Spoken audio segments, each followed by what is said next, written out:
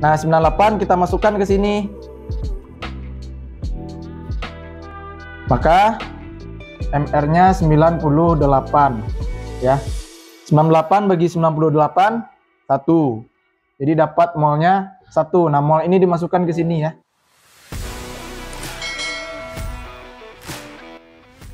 Selamat pagi adik-adik semua. Selamat datang di channel Rumah Belajar Sigma. Perkenalkan, nama saya Adan. Biasa dipanggil Bang Adan. Jadi di channel ini Bang Adan akan membantu adik-adik semua untuk belajar matematika, fisika, dan juga kimia. Jadi pada pertemuan ini kita akan belajar kimia SMA ya, tentang sifat koligatif larutan.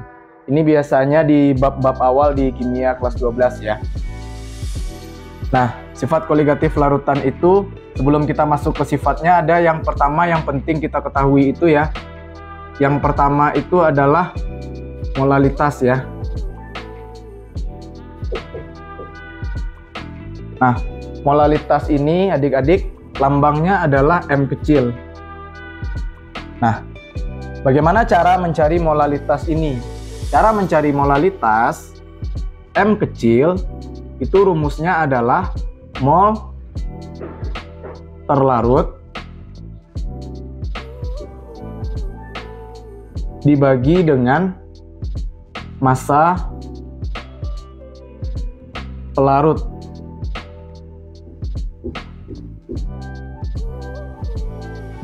Massa pelarut ini satuannya kilogram. Jadi kalau misalnya di soalnya diketahui massa pelarutnya itu gram, berarti itu harus diubah dulu ya, jadi kilogram. Ya. Ini molalitas. Ya. Nah, mol terlarut. Nah, ini abang ingatkan lagi nih, mol terlarut. Mol terlarut. Nah, cara mencari mol ya. Bang, gimana cara mencari mol? Nah, cara mencari mol itu ada 3 ya. Jadi, cara mencari mol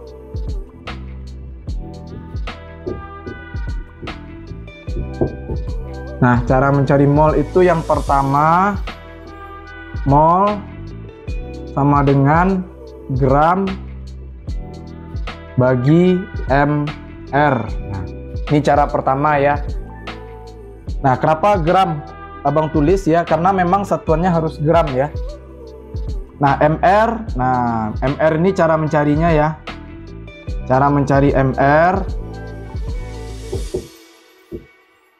Nah, sederhananya begini. Misalnya ada senyawa C3H8 misalnya ya. Kita diminta mencari mr-nya. Mr-nya itu adalah jumlah atom C-nya. Nah, di sini jumlah atom C-nya 3. Jumlah atom C ya dikali dengan AR atom C ditambah dengan jumlah atom H8 ya dikali dengan AR atom H. Nah, biasanya AR ini dikasih sama soal ya, biasanya AR dikasih. Nah, contoh lagi ini biasanya diketahui ARC sama dengan 12, ARH sama dengan 1 ya. Nah, jadi MR-nya tinggal teman-teman tambahkan 3 kali 12 tambah 8 kali 1. Berarti MR-nya 36 ditambah 8 berarti 44 gitu ya. Cara mencari MR ya. Kalau gramnya tinggal masukin. Kalau dia kilogram berarti dikali 1000 ya. Diubah ke gram gitu. Nah, ini rumus pertama adik-adik. Bang, gimana kalau misalnya yang diketahui bukan gram? Nah, ada rumus kedua ya. Rumus kedua, mol itu sama dengan volume dalam satuan liter dibagi 22,4. Ini rumus mol yang kedua. Tapi ini berlaku hanya kalau dia STP ya. Jadi di soalnya biasanya disebut. Atau bahasa yang lain, itu keadaan standar.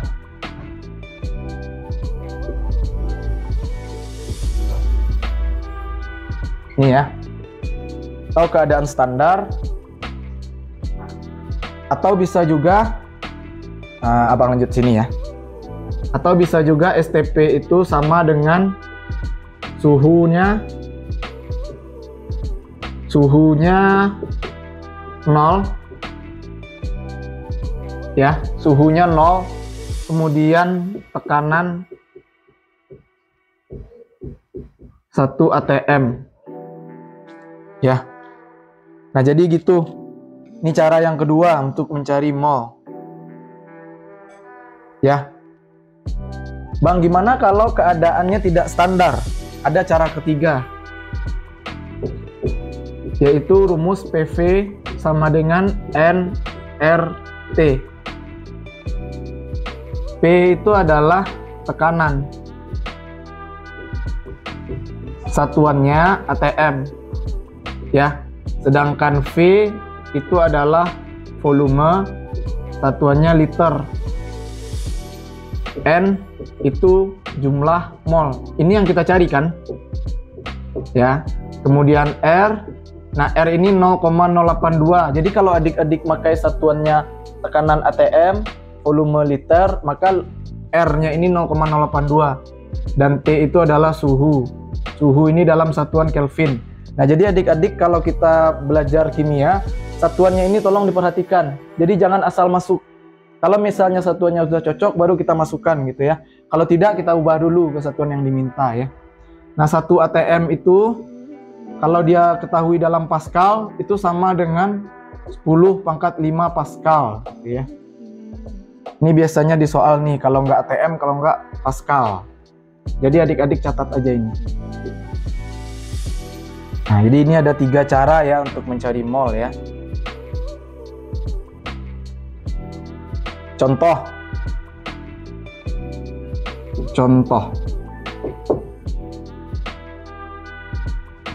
Berapa molalitas 98 gram H2SO4 dalam 1 kilogram air. ARH sama dengan 1, ARS sama dengan 32,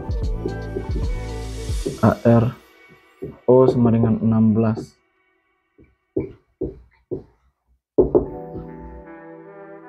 Nah, ini ada contoh soal ya. Berapa molalitas 98 gram H2SO4 dalam 1 kg air ya. Nah, kita langsung masukkan ke rumus ini. Jadi kita tulis M itu adalah mol terlarut bagi massa pelarut dalam satuan kilogram ya. Nah, mol terlarutnya sudah ada belum? Nah, kita lihat di sini. Kita tentukan dulu ya, yang pelarut mana, yang terlarut mana. Nah, yang pelarut itu biasanya air. Pelarut itu kalau tidak air, kalau tidak alkohol ya. Nah, sementara yang terlarutnya berarti H2SO4 ya. Nah, berarti ini yang terlarut. Kita cari molnya. Nah, diketahui di sini massa. Kita lihat. 3 cara mencari mol. 1, 2, dan 3. Nah, kita pakai yang mana? Kita pakai yang 1. Karena diketahui adalah massa. Maka kita cari mol terlarut ya. Mol terlarut sama dengan gram bagi mr ya. Gramnya ada ya, 98 gram. 98 gram. Nah, mr-nya sekarang, mr-nya H2SO4. Nah, ini abang tulis di sini ya, mr H2SO4 ya. mr H2SO4 ya. Kita cari dulu mr-nya. Pertama, jumlah atom H ada 2 kali ARH. ARH diketahui 1. Nah, langsung abang masukkan 1 ya. Kemudian ditambah S. S di sini cuma ada 1, berarti 1 dikali ARS 32. Ditambah lagi O. O di sini ada 4 dikali ARO. ARO 16. Nah, maka dapat AMR-nya 2 tambah 32 tambah 4 kali 16, 64. Maka ini jadi 98 ya. Nah, 98. Nah, 98 kita masukkan ke sini. Maka MR-nya 98 ya. 98 bagi 98 1. Jadi dapat molnya 1. Nah, mol ini dimasukkan ke sini ya. Nah, mol dimasukkan ke sini ya. Nah, mol berarti molnya 1 bagi massa pelarut. Pelarutnya tadi air, massanya adalah, nah di sini diketahuinya dalam kilogram. Nah, langsung saja, berarti 1 bagi 1. Ya, ini tadi pindah ke atas ya. Nah, 1 bagi 1 dapatnya berarti 1 ya. Nah, ini cara mencari molalitas ya. Jadi biasanya adik-adik itu akan, mungkin ada sebagian yang bingungnya ya, Bang, gimana cara saya cari mol? Nah, ingat aja 3 rumus ini ya. Kalau yang dikasih tahu kita gram, kita pakai ini. Kalau dikasih tahu kita volume dalam keadaan STP, kemudian atau keadaan standar, atau ini suhu 0 tekanan 1, kita pakai ini. Kalau tidak standar keadaannya, kita pakai ini. Biasanya putar-putar di situ. Nah, kita sekarang masuk yang kedua ya, yaitu fraksi mol. Jadi fraksi mol ini adalah jumlah mol dari terlarut atau pelarut terhadap jumlah mol total. Nah, ada 2 fraksi mol. Pertama, fraksi mol terlarut. Nah, rumusnya itu adalah NT. NT itu mol terlarut bagi NT tambah NP. Jadi dibagi mol totalnya, terlarut dan juga pelarut.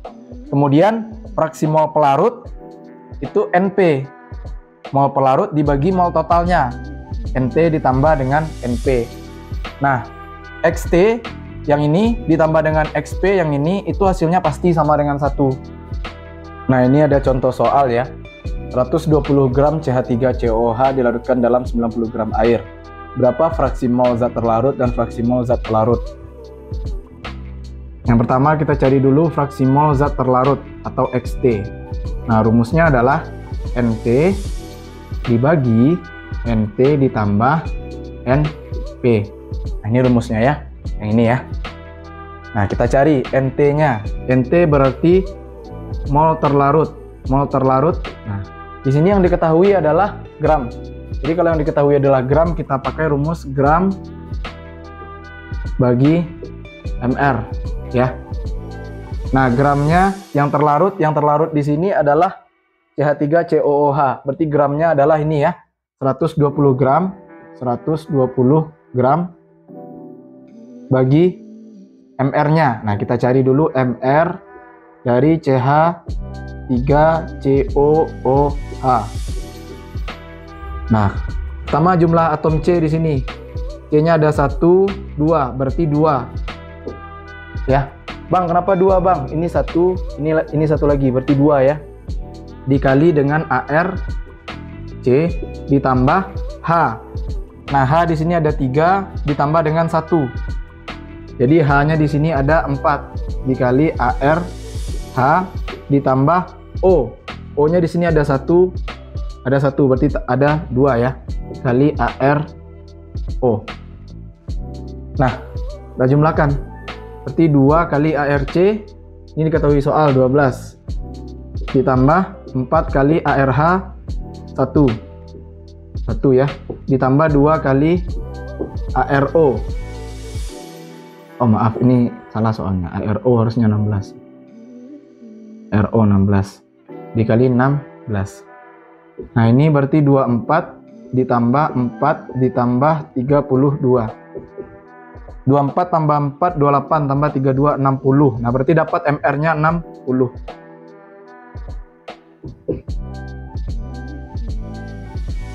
Nah, ini berarti 120 bagi 60 2 mol ya. Nah, kita dapat mol terlarut. Nah, sekarang kita cari mol pelarutnya. Mol pelarut sama gram bagi MR. Nah, di sini pelarutnya adalah air. Kan dilarutkan dalam sekian gram air, berarti pelarutnya air. Nah, gram air di sini 90 bagi MR. Nah, MR-nya kita cari dulu, nanti kita tulis di sini. MR air itu H2O. Nah, ini adik-adik hafal, biar tidak lupa ya. Nah, MR-nya adalah 2 kali ARH tambah 1 kali ARO ya. Sama dengan ini caranya ya. ARH 1 ya, ditambah 1 kali ARO 16. Berarti 18. Masukkan ke sini. 90 bagi 18 itu nilainya 5. Jadi kita dapat mol terlarut, kita dapat juga mol pelarut. Nah, kita masukkan ke sini. XT adalah mol terlarut 2 dibagi mol pelarut. Ditambah mol pelarutnya adalah 5. Berarti di sini 2/7 ya. XT-nya adalah 2/7. Nah, kemudian kita mencari XP-nya. XP rumusnya adalah NP dibagi NT ditambah NP. Nah, NP tadi kita sudah dapat ya, 5. Jadi bisa kita langsung masukkan. Berarti 5 dibagi NT tadi 2 ditambah NP tadi 5 ya. Berarti 5/7. Nah, berarti XT-nya dapat 2/7, XP-nya 5/7 ya. Nah, kita cek benar nggak XT ditambah XP itu sama dengan 1. Ayo kita cek. Berarti 2/7 ditambah dengan 5/7 sama dengan, samakan penyebut, 7/7 sama dengan 1 ya. Berarti kan terbukti ya. Berarti hitungan kita sudah benar. Nah, ini adik-adik bisa juga cek lewat sini nih. Udah benar nggak hitungan kita tadi gitu. Kalau udah benar pasti totalnya itu 1. Nah, sekarang yang ketiga ya. Yang ketiga itu ada faktor Van Hoff. Nah, ini lambangnya I. Nah, cara mencari I itu adalah 1 ditambah N kurang 1 dikali dengan alfa. Nah, di sini ada notasi yang mungkin adik-adik belum familiar ya. Ada N, ada alfa ya. Nah, alfa, yang pertama alfa ya. Nah, nilai alfa ini adalah derajat disosiasi. Nah, nilainya itu tergantung larutannya apa. Yang pertama, kalau dia elektrolit kuat, maka alfanya itu nilainya 1. Kalau dia elektrolit kuat. Nah, elektrolit kuat contohnya apa? H2SO4, HNO3, NaCl, HBr, NaOH. Ini yang sering-sering keluar. Kemudian yang kedua ada elektrolit lemah. Nah, kalau elektrolit lemah, alfanya itu 0 sampai 1. Nah, maksudnya gimana, Bang? Jadi alfanya itu di antara 0 atau 1. Jadi bisa 0,5, bisa 0,25, bisa 0,75, macam-macam ya. Nah, ini biasanya diketahui oleh soal alfanya. Nah, contoh elektrolit lemah itu NH4OH, CH3COOH, H3PO4, ALOH2, ALOH3 ya. Nah, kemudian yang non elektrolit, nah ini alfanya sama dengan 0. Ya, jadi contohnya itu urea, sukrosa, gula, metanol gitu ya. Kemudian N, di sini ada N ya. N itu dihitung saja dari senyawanya. Contohnya di sini ada H2SO4. Nah, ini kan bisa kita urai jadi 2H+ tambah SO4 2-. Nah, N itu adalah jumlah koefisiennya. Jadi H+ itu ada 2 koefisiennya. SO4 itu koefisiennya ada 1. Jadi N-nya adalah 2 tambah 1 sama dengan 3. Kemudian ada HNO3 ya. Nah, ini koefisiennya berarti 1 tambah 1. N-nya adalah 2 ya. Kemudian ada NaCl. Nah, ini diurai jadi Na+ tambah Cl-, N-nya 2 gitu ya. Nah, baik adik-adik, ini ada contoh soal ya. Kita diminta tentukan nilai I. Jadi ini ada 6 senyawa. Nah, kita kerjakan satu-satu. Yang pertama itu H2SO4 ya. Nah, yang pertama kita tentukan dulu dia elektrolit kuat, elektrolit lemah atau non elektrolit ya. Nah, H2SO4, nah ini memang harus adik-adik hafal ya contoh-contoh ini ya. Karena ini yang sering-sering keluar nih. Nah, tolong aja dihafal. Nah, H2SO4 itu kan elektrolit kuat, berarti alfanya 1. Kemudian N-nya, nah N-nya ini 2H+ tambah SO4 2-, berarti N-nya 3 gitu ya. Ini diurai ya. Nah, kita langsung masukkan ke rumus. Jadi I sama dengan 1 tambah N kurang 1 kali alfa. Berarti I sama dengan 1 tambah, nah N-nya tadi 3 ya. 3 kurang 1 kali alfa. Nah, karena dia elektrolit kuat, alfanya 1. Nah, berarti ini 1 tambah 3 kurang 1, 2 kali 1 sama dengan 1 tambah 2, 3 ya. Berarti I-nya sama dengan 3 gitu ya. Nah, kemudian yang kedua, NaCl sama I1 tambah N kurang 1 kali alfa. I sama dengan, nah tentukan dulu dia elektrolit kuat. Nah ini dihafal juga nih. Nah NaCl ini adalah elektrolit kuat, alfanya 1. Kemudian N-nya di sini 2 ya. Nah di sini. Jadi NaCl tuh N-nya 2, ya seterusnya juga 2 gitu. Jadi 1 ditambah 2 kurang 1 kali 1. Ini hasilnya adalah 1 tambah 1 sama dengan 2 ya. Berarti I-nya sama dengan 2. Kemudian yang ketiga, H3PO4. Diketahui alfanya di sini 0,3. Sama, kita tentukan dia elektrolit kuat, lemah atau non elektrolit gitu ya. Nah, dari hafalan kita, dari ingatan kita, H3PO4 itu adalah elektrolit lemah. Jadi alfanya tuh 0 sampai 1. Jadi soal tuh harus ngasih tahu alfanya. Nah, di sini udah kasih tahu ya, 0,3. Kemudian N-nya ya. Nah, kita tulis dulu I sama dengan 1 tambah N kurang 1 kali alfa ya. N-nya, N dari H3PO4. Nah, H3PO4 ini kita uraikan ya.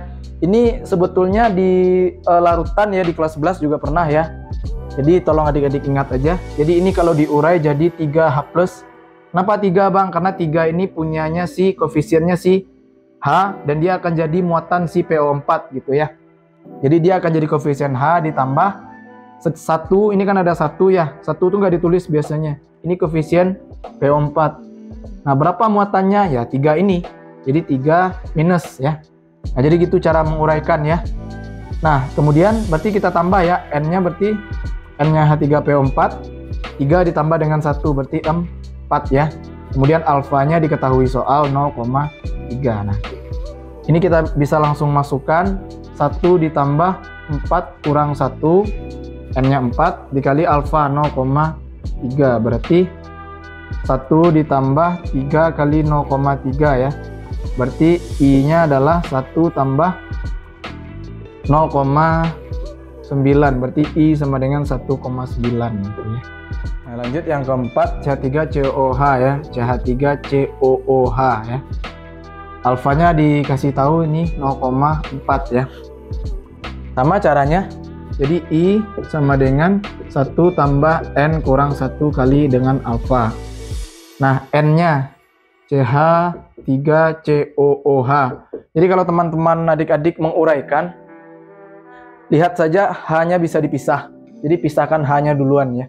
Berarti kalau CH3COOH ini CH3COO- ya, ditambah dengan H+. Jadi H+-nya terpisah sendiri. Nah, di sini N-nya berarti 1 ya, ditambah 1 sama dengan 2. Alfa sudah ada, langsung kita masukkan. 1 tambah 2 kurang 1 kali 0,4. Nah, Bang lanjut di bawah ini ya. I sama dengan 1 ditambah 1 kali 0,4. 0,4 berarti 1,4 ya. Artinya. Kemudian yang kelima ya. CONH 2 kali. Nah, ini tentukan dulu dia elektrolit kuat, lemah atau non. Nah, CONH 2 kali itu urea, dia non elektrolit, maka alfanya 0. Nah, masukkan ke sini. I sama dengan 1 tambah N kurang 1 kali alfa. Alfanya 0. Alfanya 0 berarti I-nya tinggal 1. Jadi non elektrolit itu I-nya pasti 1 karena alfanya kan 0. Ya. Oke, kita lanjut. Sukrosa. Nah, sukrosa itu kita tentukan dulu dia apakah elektrolit kuat, lemah atau non. Nah, itu non elektrolit ya. Jadi I-nya sama dengan 1 tambah N kurang 1 kali alfa. Alfanya adalah 0 karena dia non elektrolit, berarti I-nya 1 ya. Nah, gitu cara mencari faktor Van Hoff. Nah, 3 konsep ini penting untuk adik-adik nanti masuk ke sifat koligatif larutan ya.